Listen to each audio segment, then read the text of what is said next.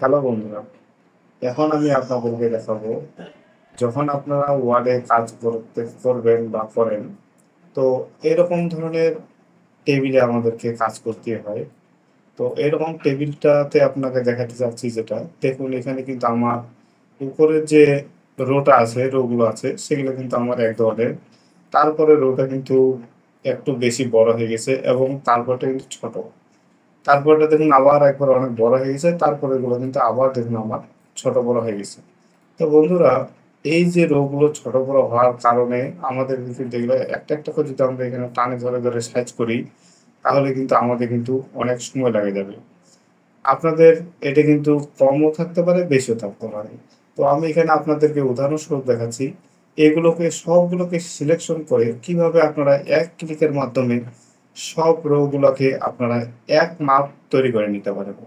তো এটা করার জন্য প্রথমে আপনাকে লেআউটে যেতে হবে। দেখুন এই যে উপরে যে মেনু বার আছে, এখানে আপনারা লেআউটে যাবেন।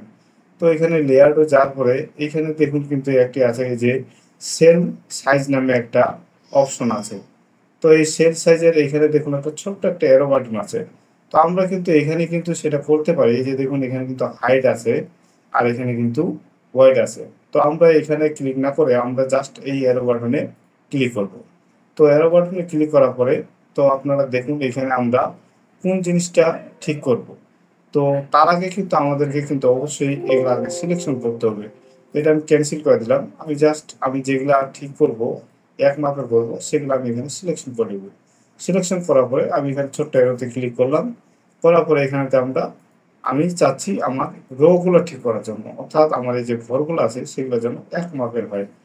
তাহলে যদি আপনি কলাম সিলেকশন করতে চান, তাহলে কিন্তু আপনি এখানে কলামে ক্লিক করতে পারবেন। তো আমি যেহেতু রো গুলো ঠিক করবো, তো সেক্ষেত্রে আমি রোতে ক্লিক করলাম। এখন রোতে ক্লিক করবো, এখানে আপনাদের টিক থাকতেও পারে, না থাকতে পারে। তো আপনি এখানে জাস্ট টিক মার্ক করে নেবেন। টিক মার্ক করে এইখানে দেখুন আপনাকে এখানে অপশন বসায় দিতে হবে। তো এখানে অপশনটা বসতেছে না, কারণ এখানে আপনার এটাকে টিক মার্ক করে নিতে হবে, তারপরে আপনি অপশন দিতে পারবেন। এখানে দেখুন আপনি এখানে এটাকে কত দিতে চাচ্ছেন। আমি এখানে ধরে নিন আমি ৩০ মানে ৩ দিলাম, অর্থাৎ ৩০ দিলাম। তো এইখানে আপনি দেখুন এখানে অ্যাট লেস্ট আছে আর এক্সাক্টলি আছে।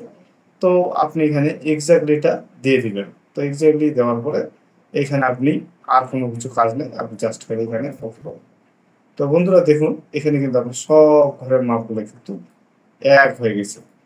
তো এভাবে করে আপনারা আপনাদের টেবিলে যতগুলো রো আছে, আপনার যদি হাজার হাজার লক্ষ লক্ষ থাকতে পারে, তো আপনি সিলেকশন করে জাস্ট আপনি এইভাবে করে আপনি এখান থেকে অপশন থেকে যেয়ে আপনি এখানে রো থেকে আপনি কতটুকু মাপ হাইট নিতে চাচ্ছেন সেটা আপনি সিলেকশন করে ওকে করে দিলেই আপনার এখানে সমান হয়ে যাবে। তো বন্ধুরা, আশা করি আপনারা সবাই বুঝতে পারছেন, আমাদেরকে অফিসে কাজ করতে গেলে অবশ্যই এরকম টেবিল নিয়ে কাজ করতে হয়। তাই টেবিলের ঘর ছোট বড় হতেই পারে। যদি আপনারা এরকম ছোট বড় হয়ে যায়, তাহলে আপনারা এক সাইজ করার জন্য এভাবে সিলেকশন করে আপনারা কাজটা করে নিতে পারবেন। ধন্যবাদ বন্ধুরা। দেখা হবে পরবর্তী আর কোনো ভিডিওতে।